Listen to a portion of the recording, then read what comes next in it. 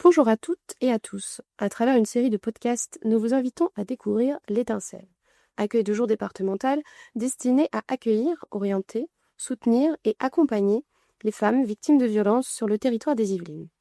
Cet accueil de jour, sous tutelle de la préfecture des Yvelines, propose un service public aux femmes victimes de violences habitant ou travaillant dans les Yvelines.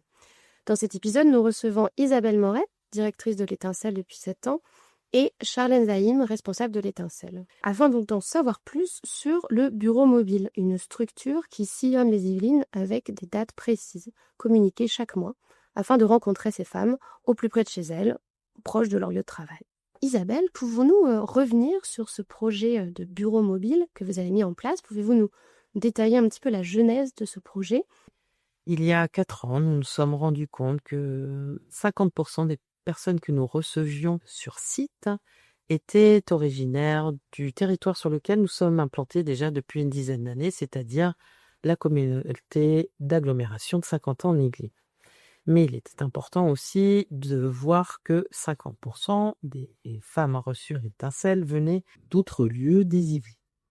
Il nous est apparu indispensable de pouvoir nous faire connaître également dans les zones les plus reculées des Yvelines, c'est-à-dire tout d'abord les zones rurales, et puis par ailleurs des zones sur lesquelles il y a peu de partenaires qui sont présents actuellement, enfin qui étaient présents à ce moment-là. Donc il a été très important pour nous de réfléchir à l'aller vers.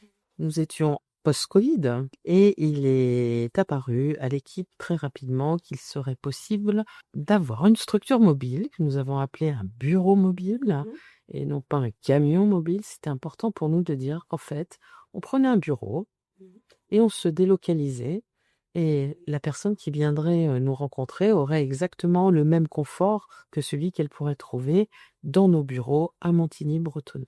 Et nous avons désormais un bureau mobile qui est pris en charge totalement par les travailleurs sociaux, qui conduisent également ce bureau mobile et qui vont régulièrement dans des zones du nord au sud, de l'est à l'ouest des Yvelines. Alors, nous avons contacté tous les maires des Yvelines à la création du bureau mobile et nous avons eu très rapidement 10% d'entre eux qui nous ont répondu favorablement. Ça représente entre 15 et 20 maires qui étaient intéressés par notre action. Oui. Donc, nous avons répondu à ces permanences, bien entendu. Mais depuis, les choses ont bien évolué et nous avons eu d'autres mairies qui nous ont contactés. Donc, nous sommes actuellement, je crois, à 48 conventions pour aller vers leur zone d'implantation. Et nous avons eu la chance de pouvoir signer des conventions sur ce que nous appelons les hotspots. Alors, c'est un terme interne, bien entendu, mais nous avons désormais 2 hôpitaux qui répondent favorablement à nos emplacements. Un dans le nord des Yvelines, Mantes, et un dans le sud, à travers l'hôpital de Rambouillet. Puis, nous avons également un centre commercial très bien placé, puisque ça fait un triangle depuis chez nous vers le nord des Yvelines, qui se trouve à Chambourcy. Donc, nous avons ces 3 hotspots qui nous permettent de contacter un maximum de femmes dans un même lieu.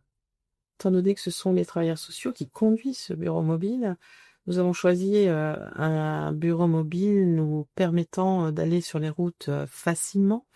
Alors, il est reconnaissable, il a une couleur assez reconnaissable, je dirais aubergine, un peu claire, et il y a marqué l'Étincelle. Alors, ne vous étonnez pas si, en voyant ce bureau mobile, vous vous dites il n'y a rien de marqué, parce qu'en effet, nous avons juste souhaité que soit marqué le nom de l'accueil de jour, sans aucune autre référence, si ce n'est le numéro de téléphone par lequel on peut joindre les personnes du bureau mobile également.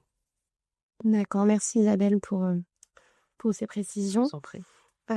Charlène, vous pouvez également nous donner d'ailleurs quelques chiffres sur ce maillage territorial réalisé grâce au bureau mobile? Bien sûr. Le bureau mobile intervient dans 48 communes, comme le disait Isabelle, et nous effectuons mensuellement entre 20 et 25 permanences. Depuis le début de l'année, nous avons reçu 275 personnes. D'accord. On a eu 230 permanences. Donc, on essaye toujours d'être plus visible et de permettre aux femmes d'accéder à nous. tout en restant dans justement une forme de neutralité et de discrétion, Mmh. Oui, très bien. malgré cela. Il est important aussi de savoir que dans certains secteurs des Yvelines, les associations, pour les femmes victimes de violences avec lesquelles nous travaillons étaient moins présentes et ce sont dans ces régions que nous avons essayé, bien entendu, de nous déplacer en priorité. Mmh. D'accord, oui, on comprend puisque, voilà, le territoire, est assez, Vaste. vaste, tout à fait et donc oui, tout l'enjeu de ce bureau mobile. Il a été important pour nous de mettre en place des permanences, mais de façon logique. C'est-à-dire qu'au départ du bureau mobile, parce qu'il y a eu des évolutions depuis 3 ans sur le terrain, nous avions défini un certain nombre de permanences, puis nous nous sommes rendus compte que des femmes victimes de violences ou même leur entourage n'avaient pas envie de monter à bord lorsque le bureau mobile était dans leur propre village. C'est compliqué quand même de venir, même si nous essayons à chaque fois d'avoir des emplacements discrets. Nous avons donc décidé avec l'équipe de définir un calendrier un peu différent, c'est-à-dire que la permanence du matin et la permanence de l'après-midi peuvent concerner des villages ou des villes qui sont proches l'une de l'autre ou les unes des autres. Et on peut imaginer qu'une femme victime de violence préfère aller dans un lieu qui est à entre 5 et 10 kilomètres de chez elle plutôt que d'aller directement sur son lieu d'habitation ou son lieu de travail.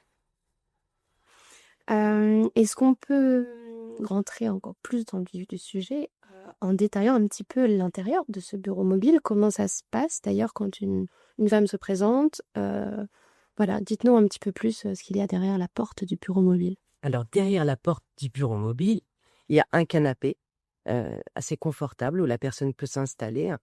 Donc, bien sûr, la porte reste ouverte tant que c'est possible. Une fois qu'une personne est à l'intérieur, la porte est fermée. Il y a une isolation phonique, on n'entend rien de l'extérieur. Et on a donc un canapé pour que la personne puisse s'installer. Les travailleurs sociaux sont en face, enfin, 1 à 2 travailleurs sociaux, ça dépend de la situation. Et l'intérieur est plutôt cosy. On a essayé de faire appel à une palette de couleurs neutres et plutôt apaisante. On essaye en tout cas. Et en général, les femmes s'installent. La première chose qu'on fait, c'est de leur servir une boisson chaude, une boisson chaude. Et puis, elles déroulent après leur problématique.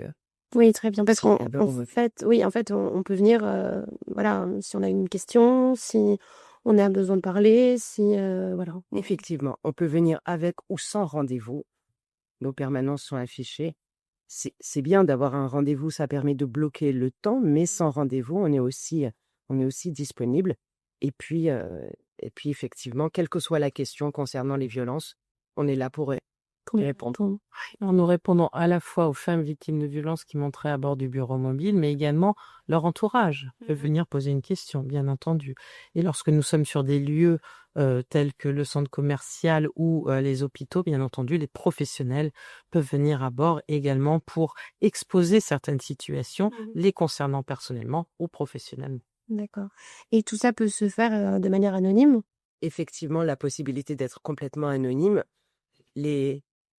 tout est confidentiel. C'est la base du travail qu'on peut effectuer avec les femmes.